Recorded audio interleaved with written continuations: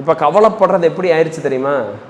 ஒரு past time ஆயிடுச்சு. அவங்களுக்கு இப்போ எதுவும் இல்லைன்னு வைங்களேன், வேலை செய்கிறதுக்கு உட்காந்து ஓரமாக உட்காந்து கவலைப்பட ஆரம்பிச்சிடும். நிறைய பேர் இதை ஃபுல் டைமாக பண்ணிகிட்டு இருக்கிறாங்க. அண்ட் முக்கியமாக நம்மளுடைய சோஷியல் மீடியா எக்ஸ்ப்ளோஷன் இருக்குல்ல, வாட்ஸ்அப்பு, ஃபேஸ்புக்கு, இன்ஸ்டாகிராமு, இது இன்னும் நம்மளைய ஒவ்வொரு நாளும் நீ வாழ்கிறதே வேஸ்ட் அப்படின்னு சொல்கிறதுக்கான ஒரு ஒரு ஒரு ஒரு ஆப் அதெல்லாம். ஏன்னா அதில் நம்ம என்ன பண்ணுறோன்னா, நமக்கு தெரிஞ்சவங்க யாராவது இருப்பாங்க, இல்லை நம்மளை மாதிரியே நம்ம கூடவே பிடிச்ச எப்பயோ யாராவது தெரிஞ்சவங்க அவங்க எப்படி வாழ்க்கையை வாழ்ந்துட்டு இருக்காங்க நம்ம பார்த்து பார்த்து பார்த்து குமுறதுக்கு தான் இந்த இன்ஸ்டாகிராமு, ஃபேஸ்புக்கு, வாட்ஸ்அப்பு எல்லாமே. அவங்க எப்படி வாழ்கிறாங்க, அவங்கக்கிட்ட என்ன வண்டி இருக்குது, அவங்களுடைய நண்பர்கள் யார், அவங்க எங்கெல்லாம் போகிறாங்க, அண்ட் இதெல்லாம் பார்த்துட்டு நமக்கு என்ன தோணுது, சரி ஏன்டா நான் மட்டும் இப்படி இருக்கேன், என்னுடைய வாழ்க்கை ஏன்டா இப்படி இருக்கு அப்படின்னு தோணுது.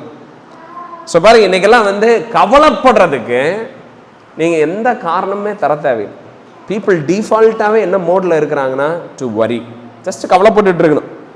And depression and mental health problem. பாருங்க, இந்த டிப்ரெஷனுங்கிற வார்த்தை நான் வளர்றப்போ, நான் ஸ்கூலில் நான் இருக்கிறப்ப எல்லாம் நான் அந்த வார்த்தை கூட கேட்டது கிடையாது. டிப்ரெஷன்னா என்னன்னு தெரியாது. நான் சயின்ஸில் கேட்டேன், டிப்ரெஷன்னா ஏதாவது கையை வச்சு அழுத்தினோம்னா அந்த இடத்துல டிப்ரெஷன், அதுதான் டிப்ரெஷன். எனக்கு அந்த வார்த்தை அங்கே மட்டும்தான் நான் கேட்டேன். நான் காலேஜில் கூட நான் எந்த அளவுக்கு அதை கேட்டேன்னு எனக்கு ஞாபகம் கிடையாது. ஏன்னா டிப்ரெஷன்னா நான் அதனுடைய இன்ஸ்டன்ட் ரியாக்ஷன்னா அவனுக்கு கிண்டல் அடிக்கிறது தான். டிப்ரெஷன் சொன்னால் சிரிப்பு வரேன், உனக்கு என்னடா டிப்ரெஷன் அப்படின்னு. பட் இப்போ 4ஆம் கிளாஸ் பையன், 5ஆம் கிளாஸ் பையனெல்லாம் நான் இப்போ டிப்ரெஷனில் இருக்கிறேன்னு சொல்லிட்டு இருக்கிறாங்க. ஏன்னா அந்த அளவுக்கு பாருங்க, the world is putting pressure. அவ்வளோ ப்ரெஷரில் நம்ம எல்லாருமே இருக்கிறோம். அவ்வளோ வரியில் எல்லாத்துக்குமே கவலை. இப்போ எல்லாத்துக்கும் நான் கொஞ்ச நாள் இந்த ஸ்கூலில் டீச்சராக நான் இருந்தேன். அப்போது 6th கிளாஸ் ஒரு பொண்ணு, அந்த பொண்ணு சார் நான் சூசைட் பண்ணிக்கலான் இருக்கேன் அப்படின்னு அந்த பொண்ணு சொன்னான். ஏமா சூசைடை பண்ணிக்கிறேன், நான் என்ன பண்ணுறது இப்போ வாழ்ந்துங்கிற மாதிரி. ஏன்னா அந்த பொண்ணு ஷி ஃபீல்ஸ் டிப்ரெஸ்ட் அப்படின்னு சொன்னான். எனக்கு என்ன சொல்கிறதுன்னு தெரியல. 6ஆம் கிளாஸ் பொண்ணு எனக்கு சைக்கிள் வேணும், எனக்கு பைக் வேணும், லைக் அந்த மாதிரி ஏதாவது விளையாட்டு சாமான வேணும்னு சொன்னால் பரவாயில்ல, நான் சூசைட் பண்ணிக்கலான்னு யோசிச்சுட்டு இருக்கிறேங்கிறப்ப என்னடா இது, நான் என்னன்னு சொல்லி கவுன்சில் பண்ணுறதுன்னு கூட எனக்கு அந்த டைமில் எனக்கு தெரியல.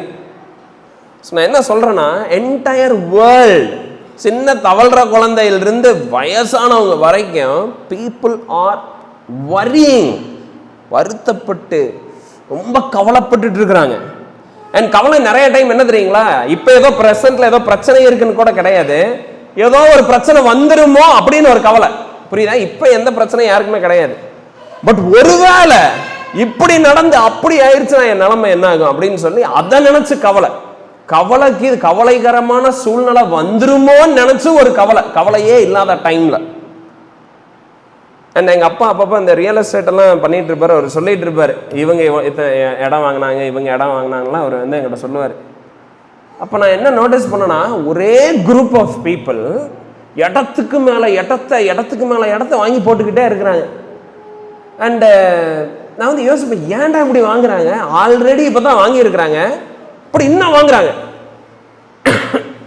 50 லட்ச ரூபாய்க்கு வாங்குவாங்க, அப்புறம் என்ன பண்ணுவாங்கன்னா இன்னொரு 50 லட்ச ரூபாய்க்கு எதுக்கோ வாங்கி வச்சுக்கலாம். ஐயோ எதுக்கோ இதை வச்சுக்கலாம், ஏன்னா எனக்கு இப்போ பிரைவேட் வேலை, எப்போ வேணாலும் வேலை போயிடும்.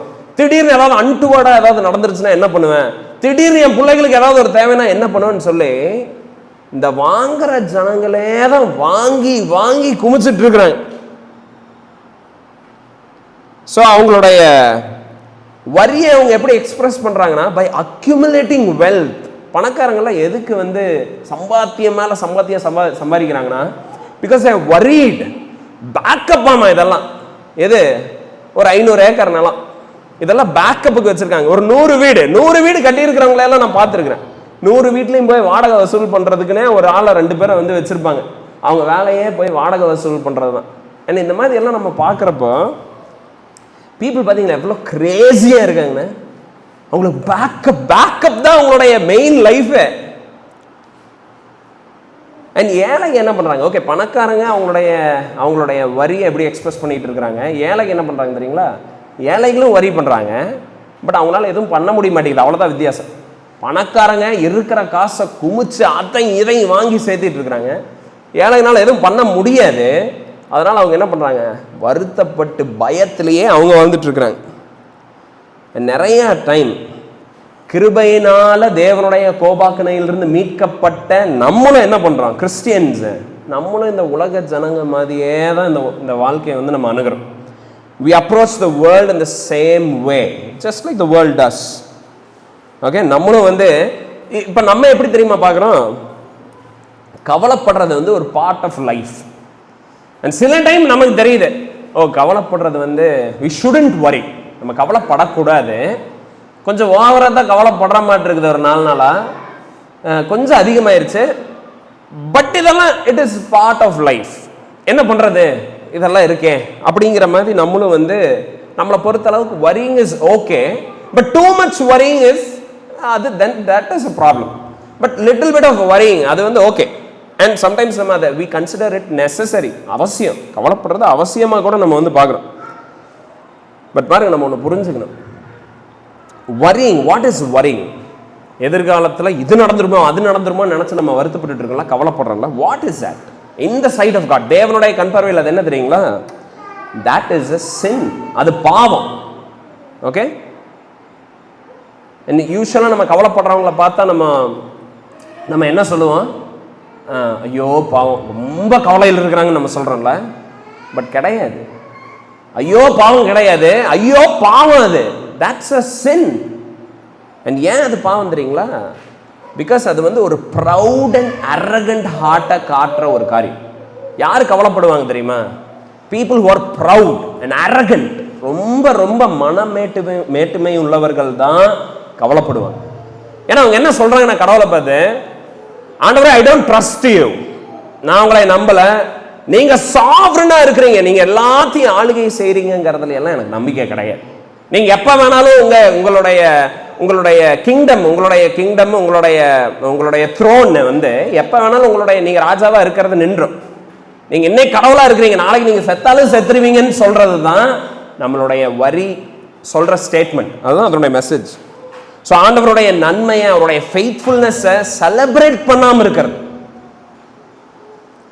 அண்ட் ஆண்டவரை அன்ரிலையபிள்னு நம்ம சொல்றோம். நம்ம கவலைப்படுறப்ப நம்ம என்ன தெரியுமா சொல்றோம்? இவர் நம்பி யூஸ் இல்லை, இவர் நம்புறது வேஸ்ட், இவர் நம்பினா நடு ரோட்ல தான் நிக்கணும், வெக்கப்பட்டு தான் போகணும்னு சொல்ற ஒரு நீங்க அதையெல்லாம் நீங்க சொல்லணும்னா நீங்க என்ன பண்ணலாம் தெரியுமா? யூ கேன் வரி. அதனால worrying is not okay, கவலைப்படுறது is not a okay-ish thing. பரவாயில்ல அப்படின்னு சொல்ற காரியம் கிடையாது. It's a sin, a serious sin. and கவலைப்படுறது என்ன தெரியுமா பண்ணுது? it chokes our soul, நம்மளுடைய ஆத்மாவை அது வந்து நெருக்கி நசுக்கி இருக்கு. ஏதோ நம்ம கம்பேர் பண்ணலாம்னா மத்தேயு 13வது அதிகாரம் 22வது வசனத்துல இயேசு கிறிஸ்து சொல்றாரு, சுவிசேஷங்கிற விதை விதைக்கப்படுதாமா. ஸோ அது அநேக விதமான நிலங்கள்ல விழுகுது, பட் ஒரு பர்டிகுலர் விதமான நிலத்தை சொல்லிட்டு இருக்கிறார். என்ன நிலம் அப்படின்னா முள்ளுள்ள இடங்கள். அண்ட் கவலைப்படுற இருதயம் வந்து எதுக்கு சமமா இருக்குது தெரியுங்களா? முள்ளுள்ள இடத்துல சுவிசேஷம் விழுந்ததுக்கு சமமாமா. கவலைப்படுகிற கிறிஸ்டியன் தன்னை கிறிஸ்தவன்னு சொல்லிட்டு இருக்கிறான், ஆனா ரொம்ப கவலைப்பட்டுட்டே இருக்கிறான்னு வைங்களேன், அவன் இந்த நிலத்தை தான் அவன் வந்து குறிக்கிறான். அண்ட் பாருங்க அதனுடைய டேஞ்சர் பாருங்க. வசனம் சொல்லுது, முள்ளுள்ள இடங்களில் விதைக்கப்பட்டவன் வசனத்தை கேட்கிறவனாய் இருந்தோம். அவன் கேட்காதவன் கிடையாது, சுவிசேஷம் தெரிஞ்சுக்காதவன் கிடையாது, அவனுக்கு தெரியும், சத்தியம் தெரியும், எல்லாமே தெரியும், அண்டர்ஸ்டாண்ட் பண்றான் அவன். ஆனா உலக கவலையும் ஐஸ்வர்யத்தின் மயக்கமும் வசனத்தை என்ன பண்ணிடுது? வளர விடாம நசுக்கி நெருக்கி போட்டு அவனை பலனற்றவன் ஆக்கியிருந்தான். நிறைய டைம் கிறிஸ்டியன்ஸோடைய லைஃப் ஏன் ஃப்ரூட்ஃபுல்லாக இல்லை தெரியுமா? அதில் வந்து அந்த கிறிஸ்டியனுடைய லைஃப்பை பார்த்து நமக்கு எந்த என்கரேஜ்மெண்ட்டும் இருக்காது, எந்த சந்தோஷமும் இருக்காது. அவனை பார்த்து அவன் கிறிஸ்டியனா அப்படின்னு மாதிரி நமக்கு தோணும்.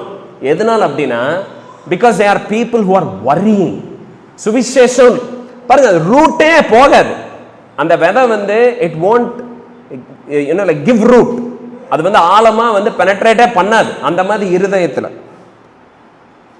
அநேக கிறிஸ்தவர்கள் உலக கவலையினால கிறிஸ்துவ விட்டுட்டு போயிருக்கிறாங்க. People have abandoned following Jesus Christ just because they had to worry about worldly things. So Christians இருக்கிற நம்ம, it is necessary that we fight against this sin. இந்த பாவத்தை we shouldn't take it lightly. We must fight against this sin of worrying. and we must gain victory over this sin. இந்த பாவத்தின் மேல நம்ம ஜெயம் எடுத்து ஆகணும். It's not a light thing. and நான் வரின்னு எல்லாம் சொல்றப்போ worldly sorrow நான் பேசிட்டு இருக்கேன். That's what is in view here. உலக கவலை, உலகத்துல வந்து இந்த டெம்போரல் வேர்ல்டுல இந்த டெம்போரல் நீட்ஸ் மீட் பண்றதுக்கான கவலை, அந்த கவலை is dangerous. It will choke your soul. It will take you away from Jesus Christ. Okay? பாருங்க, மத்தேயு 6வது அதிகாரம் நம்ம எடுத்துக்கலாம். இன்னைக்கு இதுதான் நம்ம பார்க்க இருக்கிற பாசேஜ். மத்தேயு 6வது அதிகாரம் 25ல இருந்து 34வது வசனத்தை நம்ம வாசிக்க கேட்போம். எல்லாரும் உங்களுடைய ஃபோனை ஜஸ்ட் சைலண்ட்ல வந்து நீங்க போட்டுருங்க. ஸோ தட் லைக் நம்ம டிஸ்ட்ராக்ட் ஆகாமல் இருப்போம். மத்தேயு 6வது அதிகாரம் 25 முதல் 34 வசனம்.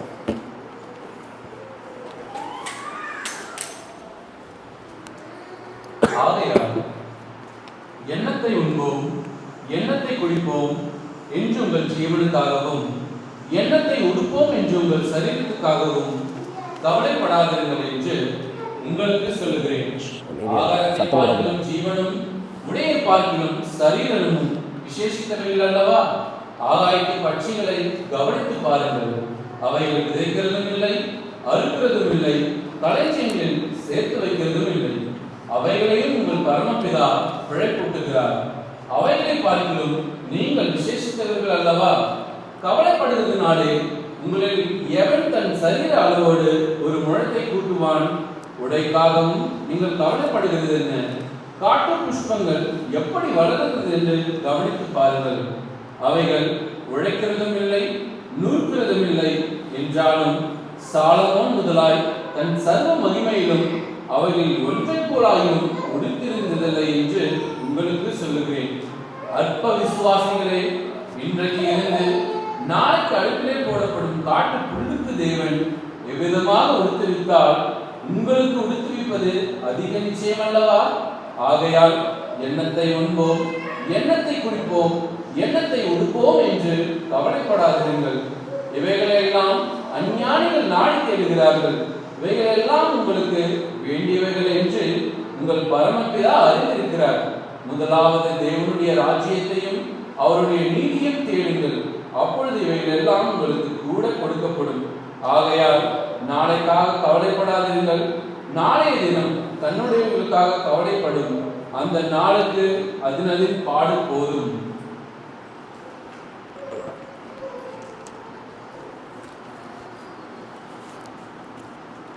ஸோ தேவனுடைய வார்த்தையிலிருந்து நம்ம வாசிக்க நம்ம கேட்டோம். இப்போ நம்ம இதை புரிஞ்சுக்க நம்ம முற்படலாம் ஆண்டவருடைய கிருபையை கொண்டு. ஸோ இங்கே வந்து ஜீசஸ் 3 காரியத்தை வந்து சொல்கிறார். 3 things டு நோட்டிஸ் ஹியர். ஒன்று என்ன தெரியுங்களா? Don't worry for your needs. உங்களுடைய அன்றாட பேசிக் நீட்ஸுக்காக நீங்கள் கவலைப்படாதீங்க. அது ஃபர்ஸ்ட் பாயிண்ட். ரெண்டாவது, worry about the most important thing. முக்கியமான காரியத்துக்காக நீங்கள் you worry, be occupied about that. அதுக்காக பிளான் பண்ணுங்கள், அதை நாடுங்க, அதை ப்ரையாரிட்டைஸ் பண்ணுங்கள். அண்ட் மூணாவது, எதிர்காலத்தை குறித்து கவலைப்படாதீங்க. ஸோ இதுதான் 3 ஜஸ்ட் ரஃப் பாயிண்ட்டு. ஏன்னா இதை நம்ம வந்து ஜஸ்ட் 1 by 1 நம்ம பார்க்கலாம். ஃபர்ஸ்ட் பாயிண்ட், முதலாவதாக இயேசு கிறிஸ்து என்ன சொல்கிறாருன்னு பாருங்கள். கிறிஸ்தவர்களே, நீங்கள் கவனமாக இதை கேளுங்க. இயேசு கிறிஸ்து உங்களை பார்த்து, இயேசு கிறிஸ்துவை விசுவாசிக்கிற மறுபிறப்படைஞ்ச புது இருதயத்தை பெற்றுக்கொண்டிருக்கிறீங்களா? நீங்கள் கிறிஸ்துவ விசுவாசம், உங்களுடைய பாவம் மன்னிக்கப்பட்டுச்சுன்னு நீங்கள் விசுவாசிக்கிறீங்க, ஞானஸ்நானம் எடுத்து கிறிஸ்துவ உங்களுடைய தேவன் அறிக்கை செஞ்சுருக்கிறீங்க, அவராக இருந்தீங்கன்னா உங்களுக்கு ஜீசஸ் சொல்கிறார். இது பாருங்கள், இது உலகத்துக்கு அவர் சொல்லலை, உங்களுக்கு ஸ்பெசிஃபிக்காக உங்களுக்கு சொல்கிறாரு. அவரை பின்பற்றுகிற உங்களுக்கு சொல்கிறாரு. என்ன சொல்கிறாருன்னா, டு நாட் வரி, கவலைப்படாதீங்க.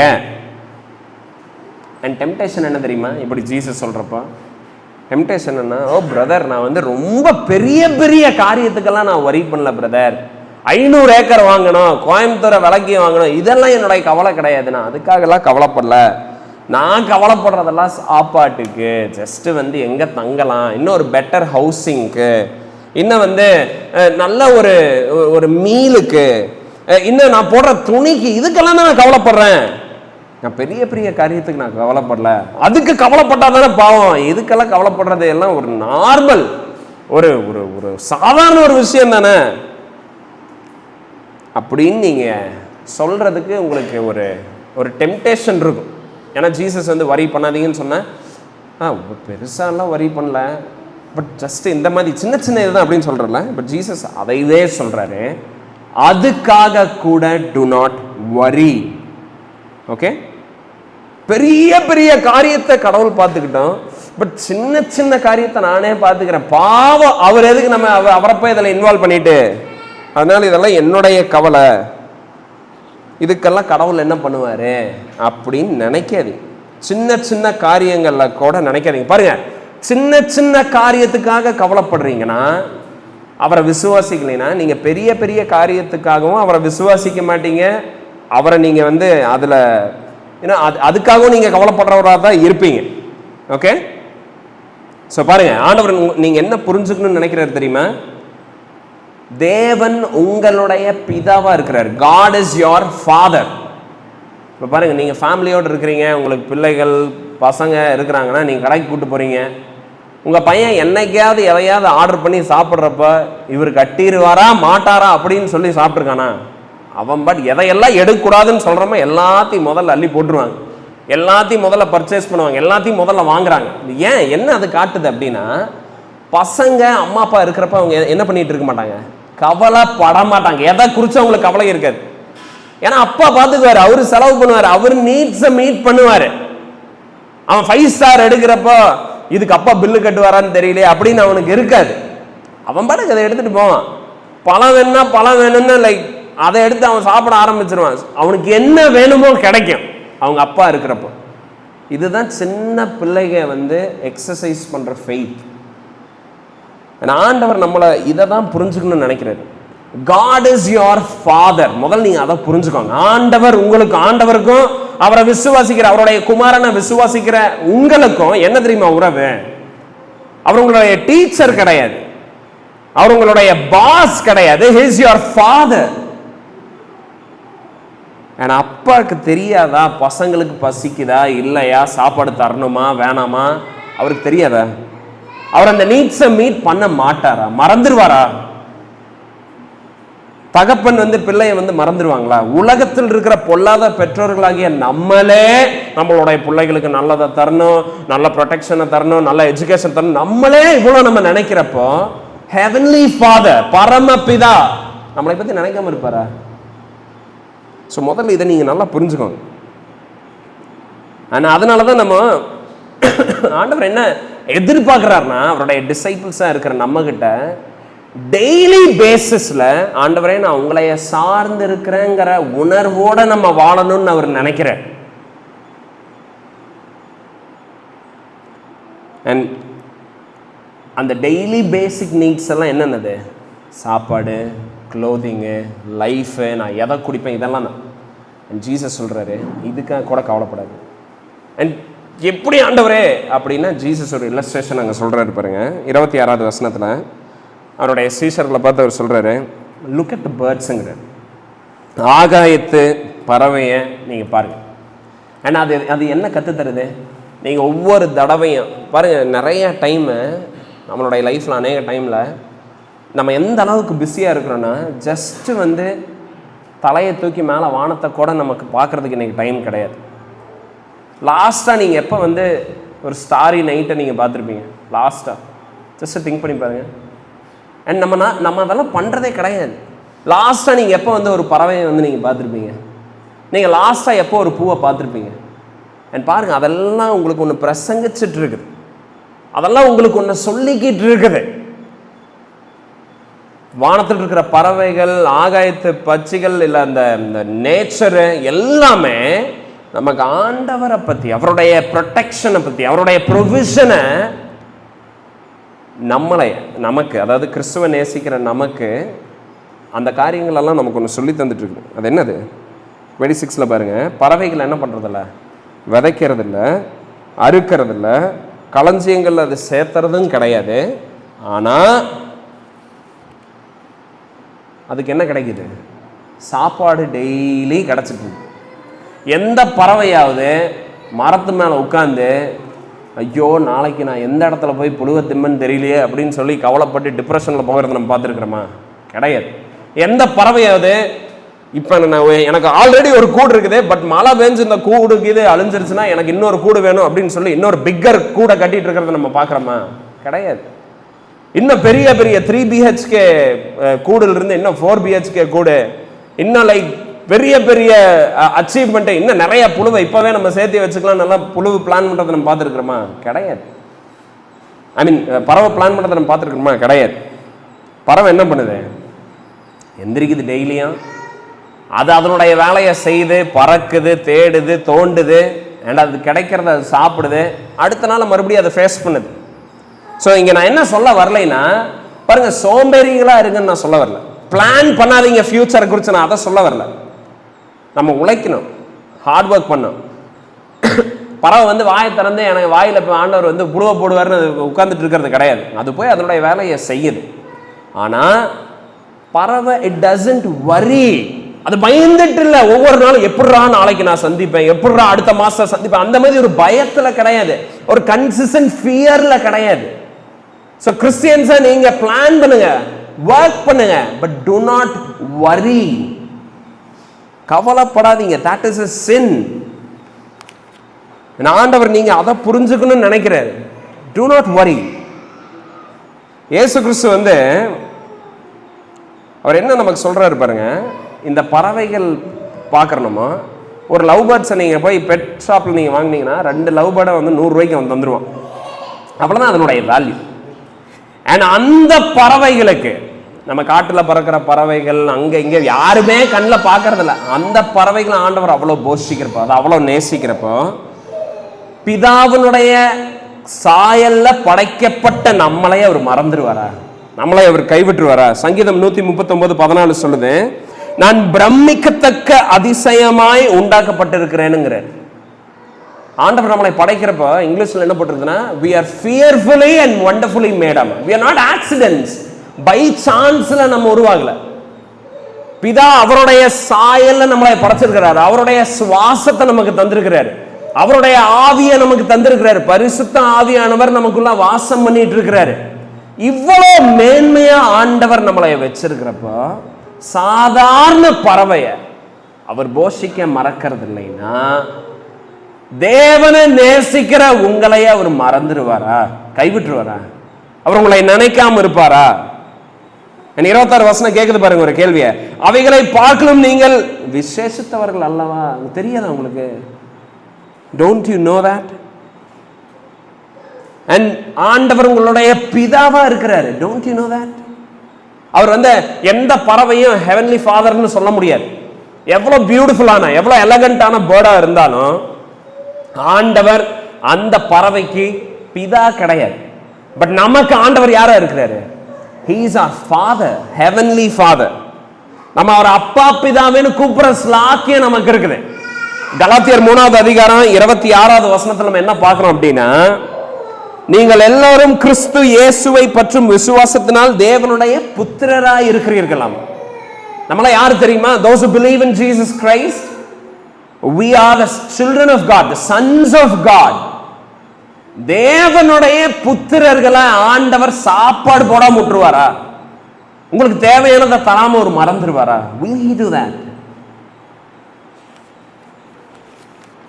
எப்படி? how can you worry? எந்த பறவைக்குமே இல்லாத பிரிவிலேஜ் இது.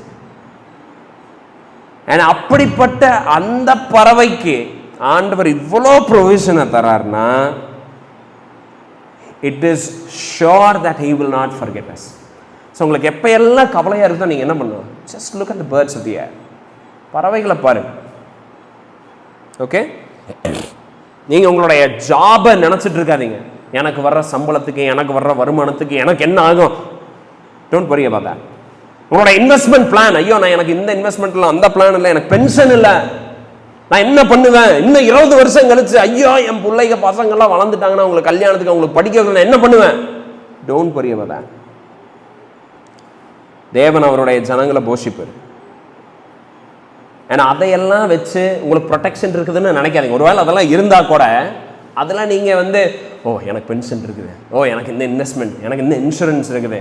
கிடையாது. அதெல்லாம் போடுறது நல்லது, நான் இல்லைன்னு சொல்ல. போட முடியாத ஒரு சூழ்நிலை நீங்கள் இருக்கிறீங்களா, நீங்கள் பயந்துக்கவும் தேவையில்லை. போட்டிருக்கிறீங்களா, நீங்கள் ரொம்ப பெருமையாகவும் இருக்க தேவையில்லை. ஏன்னா அது உங்களுடைய நம்பிக்கை கிடையாது. ஜீசஸ் அப்படியே கண்டினியூ பண்ணுறாரு பாருங்க. ஸோ சாப்பிட்றத குறித்து நீங்கள் கவலைப்படாதீங்க, பறவையை பார்த்து நீங்கள் கற்றுக்கோங்கிறாரு. 2வது 27வது வசனம் பாருங்க. கவலைப்படுகிறதுனாலே உங்களில் எவன் தன் சரீர அளவோடு ஒரு முழத்தை கூட்டுவான். ஸோ இதனுடைய அர்த்தம் என்னன்னா, ஸோ ஒரு சைடில் ஜனங்க எதையெல்லாம் கவலைப்பட்டு இருக்காங்க, நான் எதை சாப்பிடுவேன், எதை குடிப்பேன் அப்படின்னு. அண்ட் இன்னொரு சைடில் என்ன மாதிரி ஒரு கவலை இருக்குது, நான் எத்தனை நாள் வாழுவேன், எனக்கு எப்படி மரணம் வரும். நான் ஒரு ரொம்ப இன்ட்ரெஸ்டிங்கான ஒரு ஒரு ஒரு ஒரு சம்பவத்தை நான் படிச்சிருந்தேன். ஒருத்தர் வந்து இருந்தாராம்மா 1800ஸ்லேயோ ஏதோ ஒரு டைமில், ரொம்ப பயமாமா. அவருக்கு என்ன பயம்னா, என்னை உயிரோடையே புதைச்சிருவானுங்க அப்படின்னு ஒரு பயம் அவருக்கு. அதனால் அவர் எப்போவுமே ஒரு சின்ன நோட் பேடோடையே சுற்றுவாராம்மா. அந்த நோட் பேடில் வந்து அவர் தூங்குறப்ப எழுதிடுவாராம், நான் இப்போ தூங்கிட்டு இருக்கிறேன், என்னை புதைச்சிடாதீங்க அப்படின்னு எழுதி வச்சுட்டு ஒட்டிட்டு தான் படுத்து தூங்குவாராம். அந்த மாதிரி ஒரு கான்ஸ்டன்ட் ஃபியர்.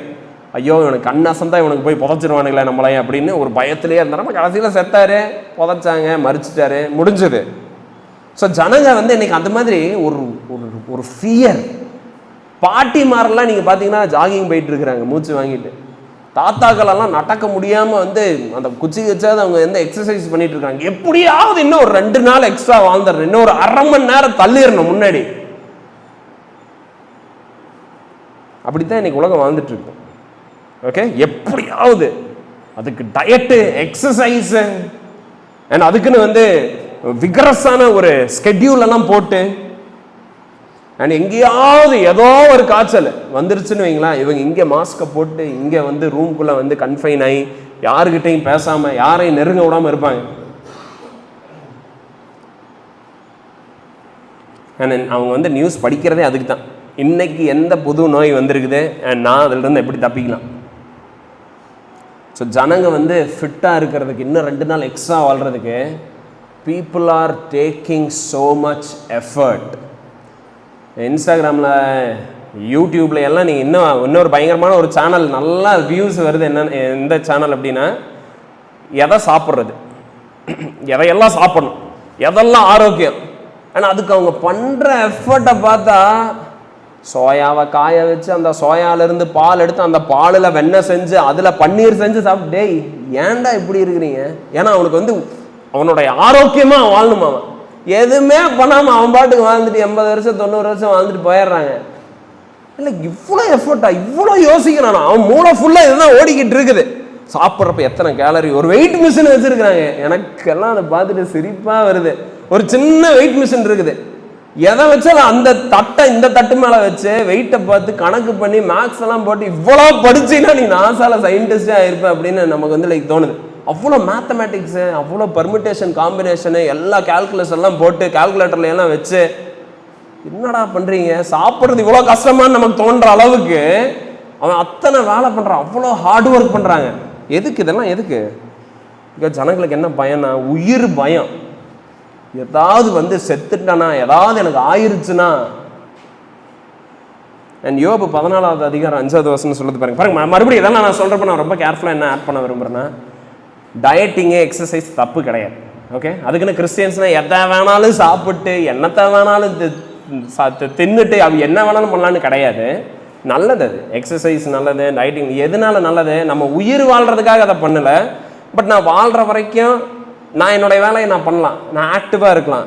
இப்போ பாருங்க, எனக்கு வந்து ஃபிட்னஸ் ரொம்ப முக்கியம். இப்போ 1 மணி நேரம் நின்று பேசணும்னா அதுக்கு எனர்ஜி வேணும், அதுக்கு நான் என்னை பார்த்துக்கணும். ஸோ அந்த விதத்தில் நல்லது, எக்ஸசைஸ் நல்லது, டயட்டிங் நல்லது. பட் பயத்தில் வரியில் எக்ஸசைஸ் பண்ணிட்டு இருக்கக்கூடாது. 55 புஷ்அப், ஐயோ இன்னும் 4 எடுத்துடலாம் எதுக்கோ இன்னைக்கு இன்னும் கொஞ்சம் வாழ்றதுக்கு அப்படின்னு சொல்லி அப்படி எடுத்துட்டு இருக்கக்கூடாது. பயத்தில் இதெல்லாம் நம்ம பண்ணிட்டு இருக்கக்கூடாது. பாருங்க, யோபு 14வது அதிகாரம் 5வது வசனம் என்ன சொல்லுதுன்னு பாருங்க. அவனுடைய நாட்கள், யாரு? மனுஷனுடைய நாட்கள் இம்மாத்திரம் என்று குறிக்கப்பட்டிருக்குதாம். ஓகே, ஆண்டவர் ஆல்ரெடி பிளான போட்டாரு. நீ என்ன சோயா பாலில் இருந்து பன்னீர் எடுத்து எத்தனை நாள் சாப்பிட்டாலும் இவ்வளவு நாள் தான் நீ வாழ போற. ஒரு அரை மணி நேரம் எக்ஸ்ட்ரா பண்ண முடியாது. ஒரு second you cannot prolong your life. And யோபு 14:5 தொடர்ந்து நம்ம வாசிச்சோம்னா, குறிக்கப்பட்டிருக்குது. அவருடைய மாதங்களின் தொகை உம்மிடத்தில் இருக்கிறது. ஆண்டவர் எத்தனை மாசம், எத்தனை நாள், எத்தனை வாரம் இருப்பான்னு அவர் முடிவு பண்ணி வச்சுட்டார் ஆல்ரெடி, உங்களை படைக்கிறதுக்கு முன்னாடியே. அவன் கடந்து போக கூடாத எல்லையை அவனுக்கு ஏற்படுத்தி இருக்கிறார். அதை அவன் தாண்டவே, நீ என்ன குட்டிக்காரனடி, உன்னால் அதை தாண்டவே முடியாது. அவர் டிரா பண்ணிட்டார் லைன். அதுவும் இல்லாமல் நீங்க எங்கெங்கெல்லாம் போய் வாழணுங்கிறதையும் அவர் டிரா பண்ணி வச்சுட்டார். ஸோ கிறிஸ்டியன்ஸாக இருக்கிற நம்ம எதை நினச்சி பயந்துட்டு இருக்கக்கூடாது? மரண பீதியில் நம்ம இருக்கக்கூடாது. எதை சாப்பிடுவோம், எதை குடிப்போம், எவ்வளோ நாள் வாழுவோம், எனக்கு என்னெல்லாம் ஆகும், டோன்ட் வரி. ஓகே, இதை பற்றி கவலைப்படாதீங்க. 28 அவர் என்ன கண்டினியூ பண்ணுறாருன்னு பாருங்கள். 28 பாருங்கள், இன்னொரு மேஜர் வரி என்ன தெரியுமா? இப்போ நம்ம இருக்கிற சூழ்நிலையில் க்ளோதிங், அதாவது பாட்டிமார் முதல் கொண்டு ட்ரெண்டில் இருக்க விரும்புகிறாங்க. அவங்க hair style, lipstick, bus stand, Sulur bus ஸ்டாண்டில் நான் லைக் 15 இயர்ஸ் முன்னாடி நான் வந்தப்போ பஸ் ஸ்டாண்ட்னா பஸ் ஸ்டாண்ட் மாதிரி இருக்கும், அவ்வளோதான். அங்கே வருவாங்க, பஸ் ஏறி போயிடுவாங்க. இப்போ பஸ் ஸ்டாண்டுக்கு போனால் என்னடா இது, லைக் எல்லாம் ஒரு ஒரு அப்படியே ஒரு ட்ரெஸ்ஸிங் எல்லாம் போட்டு அந்த அந்த பஸ் ஸ்டாண்டில் போய் நிற்கிறதுக்கு நமக்கு வெக்கமாக இருக்கும். இந்த இடத்துல நான் பஸ் ஏறலாம், வேற எங்கேயாவது ஏறிக்கிறேன். ஏன்னா எல்லாம் அவ்வளோ டிப்டாப்பாக ட்ரெஸ் பண்ணி, ஐ மீன் ப்ரெசன்டபிளாக இருக்கிறது ஓகே. பட் இன்னைக்கு எப்படி ஆயிடுச்சுன்னா இளமையா 80 வயசு ஆனாலும் டையெல்லாம் அடிச்சு அப்படியே வந்து லைக், அதாவது எப்படியாவது they want to keep up with the trend, ஃபேஷனபிளா. இன்னைக்கு வந்து ஒரு சட்டைக்கு ஏற்ற பேண்ட், பேண்ட்டுக்கு ஏற்ற பெல்ட், பெல்ட்டுக்கு ஏற்ற செருப்பு, செருப்புக்கு ஏற்ற வாட்சு, அதுக்கேற்ற முடி கலரு. பாருங்க, லைக் உலகம் இதில் பொசஸ்ஸாக இருக்குது, அப்சஸ் ஆகி இருக்குது. ஒரு ஒரு பித்து பிடிச்ச மாதிரி இருக்கிறாங்க ஜனங்க. எத்தனை சலூன் இருக்குது தெரியுமா சூலூர்ல முடி இருக்கிறவனை விட சலூன் அதிகமா இருக்குது. அத்தனை சலூன், அத்தனை ஸ்பா, அத்தனை மால்ஸ். கோயம்புத்தூர்ல நீங்க போனீங்கன்னா நீங்க வந்து ஒரு அழுகி போன டிஷர்ட்டை விற்கிறதுக்கு அவன் பண்ணியிருக்கிற அலங்காரத்தை நம்ம பார்க்கணும். அத்தனை துணி. அண்ட் முதல்ல என்ன, கிறிஸ்மஸ் பொங்கல்னா தான் போய் துணி எடுப்பாங்க. இப்ப எப்ப போனாலும் துணி எடுத்துட்டு இருக்கிறாங்க. எதுக்கு துணி எடுக்கிறேன்னு கேட்டா எல்லாத்துக்கும் ஒரு ஒரு ஒரு கல்யாணத்துக்கு பாருங்க. அடுத்த மாசம் ஒரு கல்யாணம் இருக்குன்னு வைங்களேன், இந்த மாசமே தூக்கம் போச்சு, முடிஞ்சது. அதுக்கான ப்ரிப்பரேஷனு, அதுக்கான அந்த மைண்ட்ல நம்ம போட்டு அதை யோசிச்சுட்டு இருக்கிறது இருக்குல்ல, கிரேசி. அதெல்லாம் ஜனங்க எக்ஸ்டர்னல் பாடிக்கு, அவங்களுடைய அப்பியரன்ஸுக்கு, அவங்களுடைய க்ளோதிங்க்கு தே வரி so much. எவ்வளோ மெயின்டெனன்ஸ் தெரியுமா? அதெல்லாம் எவ்வளோ செலவு, எவ்வளோ டைம் அண்ட் எனர்ஜி கன்சியூம் ஆகுது. அண்ட் அநேகர் சபைக்கு போகிறது எதுக்கு தெரியுமா? அது சண்டே கிடையாது அவங்களுக்கு, அது ஷோ டே. அவங்களுடைய சாரீ கலெக்ஷனில் புது சாரீ அதை வந்து காட்டுறதுக்கு தான் சண்டே அவங்க வர்றது. அப்படியே பூ நிறையா வச்சு அவங்க போனாலே சர்ச்சுக்குள்ளே சோக் ஆயிரும். அந்த மாதிரி வந்து வாசனையோடு வந்து அவங்க நடமாடிட்டு இருப்பாங்க சர்ச்சுக்குள்ளே. அப்படி ஒரு சாரீ, அவங்களுடைய ஜுவல்லரியை வந்து அங்கே காட்டணும். இருக்கிறதுலே புது டிசைன் ஏதாவது எடுத்தாங்கன்னா ஃபஸ்ட்டு வர்றது சர்ச்சுக்கு தான். ஏன்னா சர்ச்சில் தான் எல்லோரும் பார்ப்பாங்க. இதெல்லாம் பார்க்குற இடம் வந்து சர்ச்சு தான். அண்ட் கார் ஏதாவது புதுசாக வாங்கிட்டீங்களா, நீங்கள் எங்கேயும் போய் அதை போய் பீத்த முடியாது. எங்கே வரணும், அது நேராக சர்ச்சில் வந்து அது லேட்டாக வந்து அந்த காரை வந்து ரிவர்ஸ் எல்லாம் எடுத்து அந்த கீக்கின்னு சத்தத்தோடு அங்கே நிப்பாட்டுறப்ப எல்லாரும் பார்த்து ஓ கார் வாங்கிட்டான்னு நினைக்கிறப்ப அதில் ஒரு satisfaction. And people come to church for such things. So external வெளி அலங்காரத்துக்கு, வெளி தோற்றத்துக்கு எவ்வளோ முக்கியத்துவத்தை எவ்வளோ வரி பண்ணுறாங்கன்னு பாருங்க அதுக்காக. அண்ட் இதெல்லாம் பண்ணிட்டு வந்து யாருமே கவனிக்கலேன்னு வைங்க, அதில் வர்ற டிப்ரெஷன் இருக்குல்ல, அதுலேருந்து அவங்க மீண்டு வர்றதுக்கு ரொம்ப டைம் ஆகும். இவ்வளோ எஃபர்ட் போட்டு வந்து யாருமே பார்க்கல, எல்லாருமே ஜஸ்ட் நார்மலாக அந்த நாளை கடந்து போயிட்டாங்கன்னா அதை அவங்களால டைஜஸ்ட் பண்ண முடியாது. பட் பீட்டர் என்ன சொல்கிறாருன்னு பாருங்கள், 1 பேதுரு 3வது அதிகாரம் 3வது வசனத்தில், மயிரை பின்னி. இப்போ இது வந்து பெண்களுக்கு மட்டும் நான் இதெல்லாம் சொல்லலை, இன்றைக்கி ஆண்களும் அப்படி தான் இருக்கிறாங்க. அவ்வளோ லைக் சென்சிட்டிவாக இருக்கிறாங்க இந்த எக்ஸ்டர்னல் லுக்ஸுக்கு. பைபிள் சொல்லுது, மயிரை பின்னி பொன்னரங்காலங்களை அணிந்து உயர்ந்த வஸ்திரங்களை உடுத்தி கொள்ளுதலாகிய புறம்பான அலங்கரிப்பு உங்களுக்கு அலங்காரமாக இராமல். இதெல்லாம் ஒரு கிறிஸ்டியனுக்கு வந்து அலங்காரம் கிடையாது. பட் என்னவாம்மா, அழியாத அலங்கரிப்பாய் இருக்கிற சாந்தமும் அமைதிலும் உள்ள ஆவியாகிய இருதயத்தில் மறைந்திருக்கிற குணமே உங்களுக்கு அலங்காரமாக இருக்கக்கூடாது. என்ன ஒரு பியூட்டி பாருங்க. இதுதான் கிறிஸ்டியன் லைக் அந்த காஸ்மெட்டிக்னு நம்ம சொல்லலாம். This is how a Christian, this is what a Christian is concerned about. வெளியே அலங்காரத்து கிடையாது. மறுபடியும் இதுக்கு அர்த்தம் என்ன இல்லைன்னா தூங்கி அப்படியே எந்திரிச்சு பப்பரப்பான்னு வெளியில் போகிறது கிடையாது. ப்ரெசன்டபுளாக நம்ம இருக்கணும், நீட்டாக இருக்கணும், டீக்காக ட்ரெஸ் பண்ணி இருக்கணும். எப்போ பாரு வறுமையில், தரித்திரத்தில், பஞ்சத்தில் இருக்கிற மாதிரி நம்ம இருக்கக்கூடாது. நான் அதை நான் சொல்ல வரல. பட் ப்ரெசன்டபுளாக இருக்கிறது ஓகே. பட் அதை நினச்சி வரி பண்ணுற அளவுக்கு நம்மளுடைய லுக்ஸை குறித்து, நம்மளுடைய ட்ரெஸ்ஸை குறித்து, அதில் நம்மளுடைய ஐடென்டிட்டி இருக்குன்னு நினைக்கிற அளவுக்கு அதில் கன்சியூமாக இருக்கிறோம் பார்த்தீங்களா, தட் இஸ் சின். ஸோ ஆண்டவர் சொல்கிறார், to not worry about this. Okay, this is not important. ஆண்டவர் அதுக்கு எங்கிருந்து நமக்கு பாடத்தை தர்றாரு? Look at the ஃப்ளார்ஸுங்கிறார். பூவை பார்த்துருக்குறீங்களா? ஒரு மலைக்கு முளைக்கும், யாரும் அதை பார்க்க கூட மாட்டாங்க. கடைசியாக நம்ம எப்போ ஒரு பூவை பார்த்துருப்போம்? வி ஆர் பிஸி, ரொம்ப பிஸி. மழை பெஞ்சா கூட நம்ம அதெல்லாம் பார்க்குறதுக்கு நமக்கு டைம் கிடையாது. பட் பாருங்கள், ஜஸ்ட் பாஸ் பண்ணி பாருங்கள், லுக் அட் தட். யாருமே பார்க்காத பூ, ஜஸ்ட் இன்னைக்கு இருக்கும் நாளைக்கு மறைகிற பூவை ஆண்டவர் எவ்வளோ க்ளோரியஸாக க்ளோத் பண்ணுறாரு, எவ்வளோ அழகா, எவ்வளோ லைக் அதனுடைய டிசைனு, டெக்ஸ்சர், அதனுடைய பெட்டலுடைய பியூட்டி எவ்வளோ அழகாக இருக்குது. ஆண்டவர் அதை க்ளோத் பண்ண மறக்கிறது கிடையாது. அதை அவர் க்ளோத் பண்ணுறாரு. அதுக்கு அந்த கலரை தராரு, அதுக்கு அந்த பியூட்டியை தராரு. 28 அதுதான் நம்ம பார்க்குறோம். காட்டு புஷ்பங்கள் எப்படி வளர்கிறது என்று கவனித்து பாருங்கிற. Look at that. ஏன்னா அது உங்களுக்கு என்ன தெரியுமா கற்று தருது? God clothes his people. காட்டு புஷ்பங்கள் இன்னைக்கு இருக்குது. அந்த காலத்தில் என்ன பண்ணுவாங்கன்னா, அடுப்பில் காஞ்சு போன புல்லை எரிப்பாங்களே, அது அதுக்கு தான் யூஸ் ஆகும் ஃபைனலாக. அதுக்கே ஆண்டவர் இவ்வளோ அழகா, எவ்வளோ அழகுனா, சாலமன் தன்னுடைய என்டையர் வெல்த்தில் அவ்வளோ பணம் இருக்கிறப்ப கூட அவ்வளோ எலகண்ட்டாக அவன் ட்ரெஸ் பண்ணது இல்லையா? முடியாது. சாலமன் அந்த ட்ரெஸ்ஸுக்கு நிறைய இந்த வீவர்ஸு, த்ரெட்டெல்லாம் எடுத்து சில்கெல்லாம் யூஸ் பண்ணி என்னென்னமோ பண்ணி அந்த ட்ரெஸ்ஸை போட்டுமே எதுவுமே பண்ணாமல் இருக்கிற பார்த்தீங்களா பூ, அதுக்கு ஈக்குவலாக அவனுடைய க்ளோதிங் வரல. அதை போஷிக்கிறாரு ஆண்டவர், அதை உடுத்துறாருன்னா உங்களைய உடுத்த மாட்டாரா? உங்களுக்கு இந்த அன்றாட இன்னும், அதாவது கிறிஸ்தவனா 50 வருஷம் இருந்தாலும் என்ன நான் சாப்பிடுவேன், என்ன நான் பண்ணுவேன், அடுத்த வாரம் என்ன பண்ணுவேன், அடுத்த மாதம் என்ன பண்ணுவேனே வாழ்ந்துட்டு இருந்தீங்கன்னா நீங்கள் எதையுமே கற்றுக்கலையா? பாருங்க, ஈட்டிங், ட்ரிங்கிங், க்ளோதிங், லைஃப் இது கிடையாது. எப்பவுமே என்னத்தை சாப்பிடுவோம், எதை உடுத்துவோம், எப்படி தெரியும், யார் நம்மளை என்ன நினைப்பா, என்ன சொல்லுவோம், திஸ் இஸ் நாட் லைஃப். வாழ்க்கை ஃபுல்லாக இது பின்னாடியே ஓடிட்டு இருக்காதீங்க. Life is more then these things. உங்களுடைய வாழ்க்கையை வேஸ்ட் பண்ணாதீங்க. இதைவே நினச்சி நினச்சி நினச்சி நினச்சி இதைவே கன்சியூம் பண்ணி உங்களுடைய வாழ்க்கையை விரயமாக்காதீங்க. பாருங்க, 25வது வசனத்தில் அவர் ஒரு கேள்வியை கேட்குறாரு சீஷர்களை பார்த்து. ஆகாரத்தை பார்க்கிலும்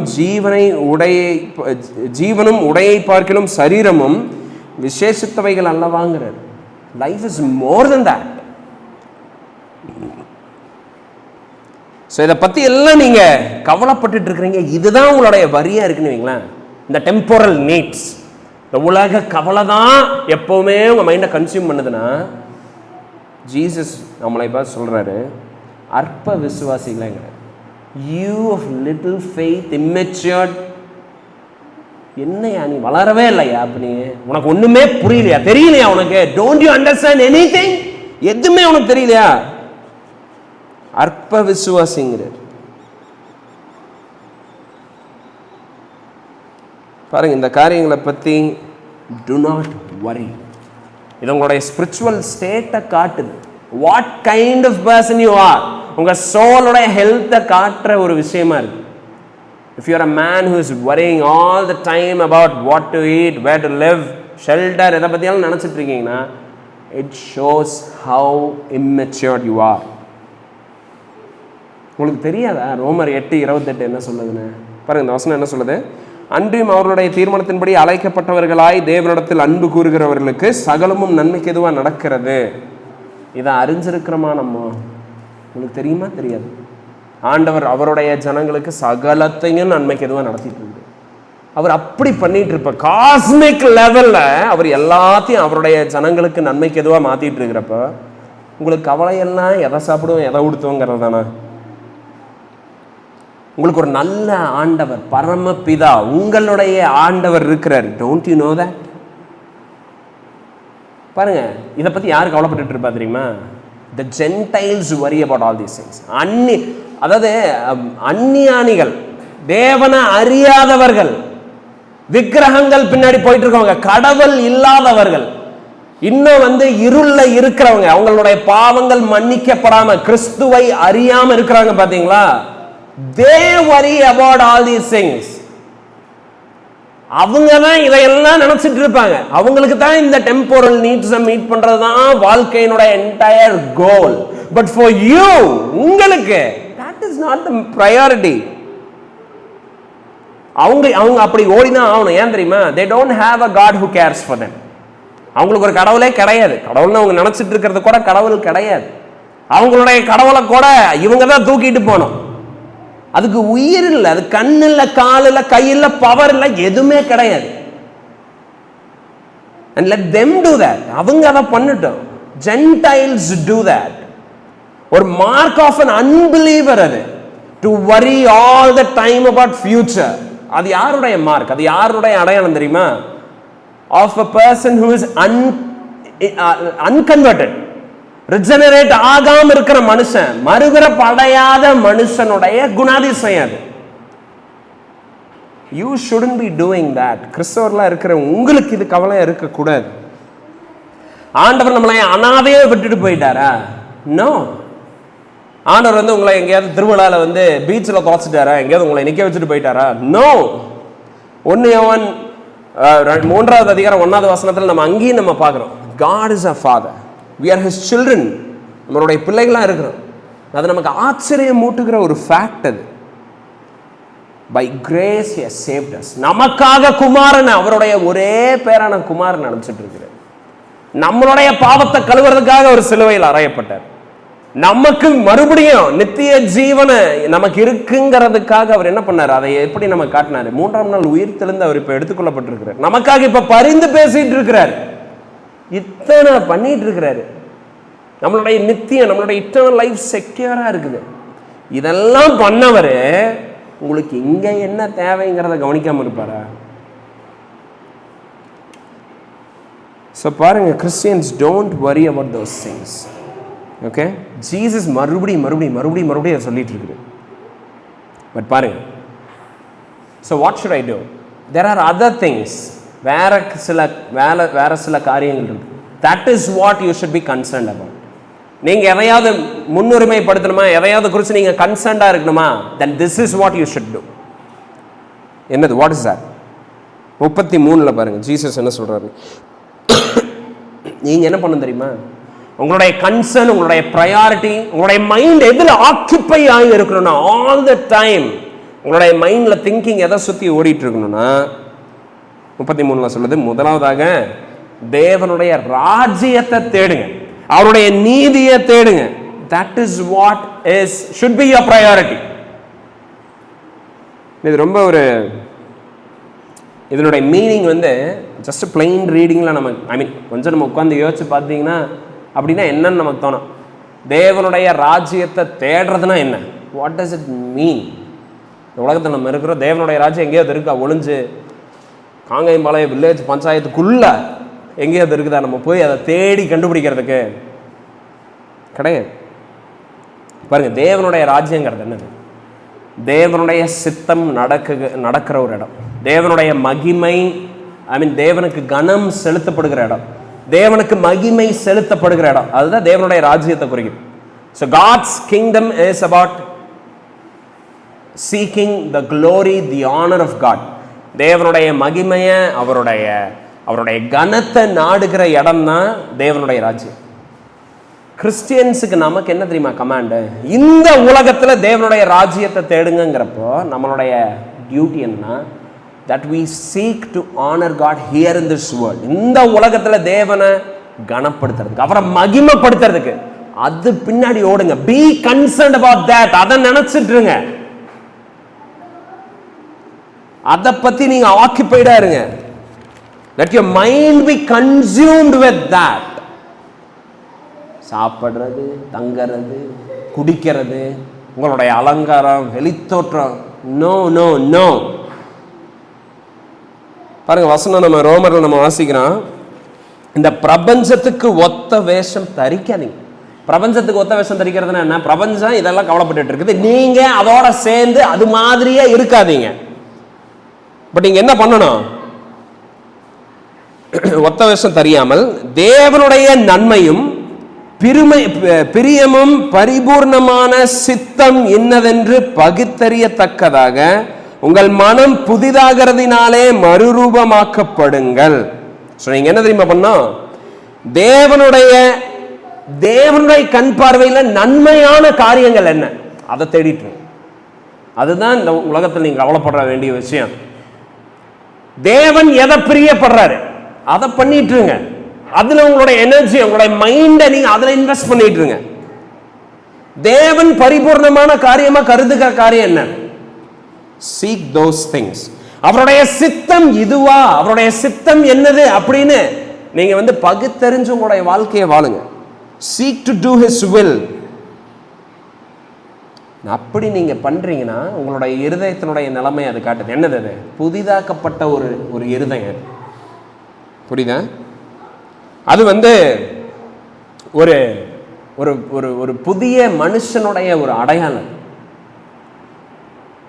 So be transformed in mind in all areas of your life. உங்களுடைய வாழ்க்கையினுடைய எல்லா ஏரியாஸ்லையும் ஆண்டவர் எங்க கனப்பட்டு இருக்கிறார் நீங்க பாருங்க. And seek to honor him. அவரை கனப்படுத்துறதுக்கு நீங்க நாடுங்க.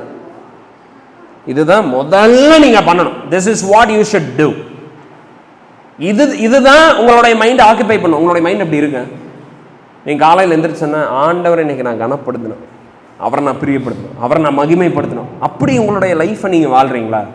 இல்லை எந்திரிச்சோன்னா இன்னைக்கு மத்தியானம் எங்கே சாப்பிட்றது, இன்னைக்கு இங்கே போகணுமே, அங்கே என்ன, நம்ம இன்னைக்கு எப்படி போகிறது, அதுக்கு நம்ம என்ன பண்ணுறது, இப்படி தான் உங்களுடைய டேவை ஸ்டார்ட் பண்ணுறீங்க. How are you living? புதிதாக்கப்பட்ட மனம், டிரான்ஸ்ஃபார்ம் ஆக்கப்பட்ட மனம், அந்த காரியங்களை குறித்து it will not be concern. Okay? So தேவனுடைய ராஜ்யத்தை முதலாவது தேடுங்க. தேவனுடைய ராஜ்யத்தை முதலாவது தேடுறதுன்னா அதுக்கு இன்னொரு பாருங்க, அதை இன்னும் பார்க்கறதுக்கு அது எப்படி இருக்கும். நான் இன்னொரு வசனத்தை சொல்கிறேன் பாருங்க. 2 கொரிந்தியர் 10வது அதிகாரம் 5வது வசனத்தை எடுங்களேன். அதில் பாருங்க, அதில் என்ன போட்டிருக்குன்னு, முதலாவது தேவனுடைய ராஜ்யத்தை தேடுகிறதை இப்படி நம்ம we can understand. தேவனை அறிகிற அறிவுக்கு விரோதமாய் எழும்புகிற எல்லா மேட்டுமையும் நிர்மூலமாக்கி எந்த எண்ணத்தையும் கிறிஸ்துவுக்கு கீழ்ப்படிய சிறைப்படுத்துகிறோம். இதுதான் புதிதாக்கப்பட்ட மனம். என்ன தெரியுமா? ஒரு கான்ஸ்டன்ட் பேட்டில், தொடர்ந்து கிறிஸ்துவுக்கு விரோதமா எழும்புகிற எண்ணத்தை சிறை பிடிக்கிற ஒரு வாழ்க்கை பழக்கம். அதுதான் தேவனுடைய சித்தத்தை நாடுறது, அவருடைய ராஜ்யத்தை தேடுறது, அவருடைய நீதியை தேடுறது. தேவனுடைய வார்த்தைக்கு எல்லாத்தையும் கீழ்படுத்துறீங்க. தேவனுடைய வசனத்துக்கு, கிறிஸ்துவனுடைய அறிவுக்கு எல்லாத்தையும் நீங்க கீழே கொண்டு வரீங்க. அதுக்கு மேல அதை விட ஞானமா ஏதாவது உங்களுக்கு மேட்டுமையான எண்ணங்கள் எழும்புதுன்னா அதை எல்லாத்தையும் தகர்த்தி நிர்மூலமாக்கி கிறிஸ்துவனுடைய வார்த்தைக்கு கீழ்ப்படிய பண்ணிக்கிட்டே இருக்கிறோம். இதுல தான் நம்ம ஆக்கிபைடா இருக்கிறோம். இதுதான் தேவனுடைய ராஜ்யத்தை தேடுறது. To train our minds to obey the word of Christ.